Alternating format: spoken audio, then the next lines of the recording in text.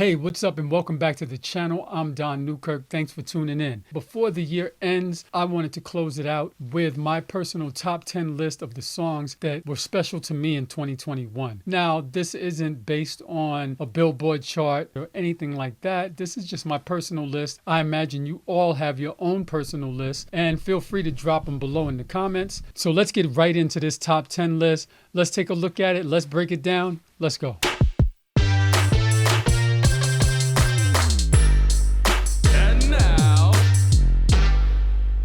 At number 10, we have Driver's License by Olivia Rodrigo. This song, you couldn't get away from it this year. If you turned on your radio on any pop station at any time of the day, chances are you were going to hear one or more of Olivia's songs. There were a lot of good songs in the albums, like Good For You. I love that song as well. Olivia Rodrigo has a way, her and her writers at least, have a great way of penning their songs. And me, I'm a sucker for a good song. I don't care what genre it's in. If it's a good song, I'm in. Number 9.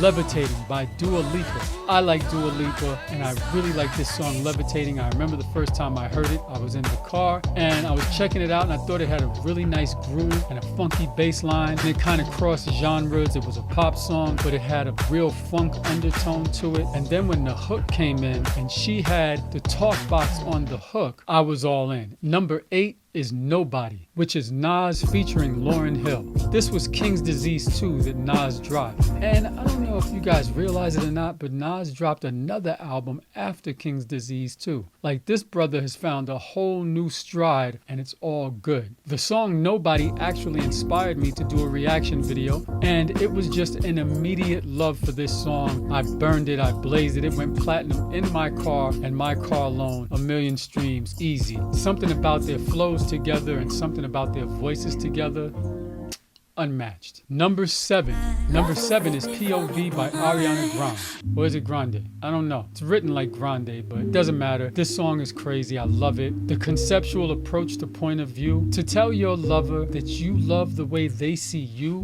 from their point of view, what a concept to come from. Some people only want to be awarded for the good sides of themselves, and they don't want to take a look at the other side, the dark side. But in this song, she's saying, I love the way you see me through your point of view. That's a real thing. Now, I almost chose Just Like Magic as my song off of that album because it's a song of affirmation. There's no more powerful thing in the world than to tell yourself affirmations, but to sing yourself an affirmation. Whoa, this is a song on her album where she's expressing her feminine magical powers, and that just gets me right off the rip. Number 6 is Your Minds Still. That's hard to say that 10 times fast. Anyway, it's by Young Blue and Drake. I really love everything about this song, the words, the melody, especially the music as well, because the music reminds me of an old Sting song, and it really sounds like they took the basic riff of Fragile and changed it just enough so they wouldn't get a copyright strike, as we like to call on YouTube. But he wrote this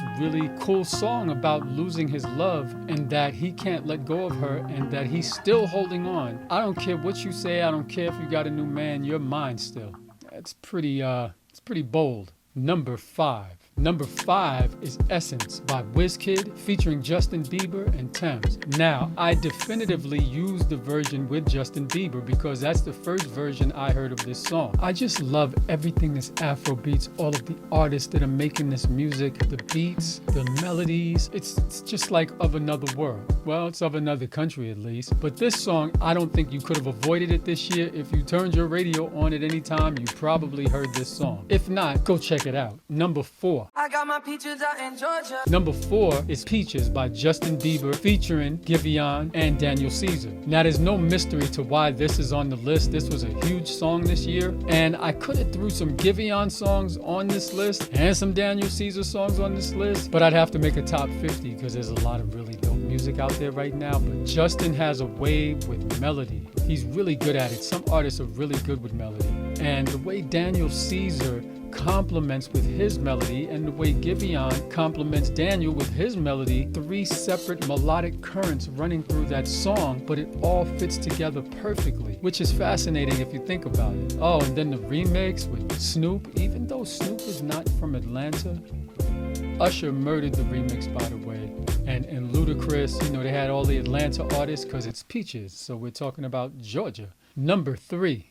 You could do damage. Number 3 is Damage by H.E.R. Normally, a song like Damage wouldn't end up on my list, and the reason being is because it's a flip of an older record, and I usually don't like when people use older records, but this song was done so well. It was written so well over the music that I never had a problem with them taking Making Love in the Rain, which is the original song. That's Herb Alpert with Janet Jackson and Lisa Keith, and it's produced by the legendary Jammin' Lewis from the time. It was on repeat in my cassette Walkman, and now Damage is on repeat, 15, 20 years later. How crazy is that? Woo, I'm showing my age, baby. Number 2 is Smoking Out the Window from Silk Sonic. It was hard to choose this song because Leave the Door Open is such a smash hit, and I love it so much. These dudes just created like an amazingly stellar throwback nostalgic album that is just like out of this world. Smoking Out the Window, I sing it all day long. I even did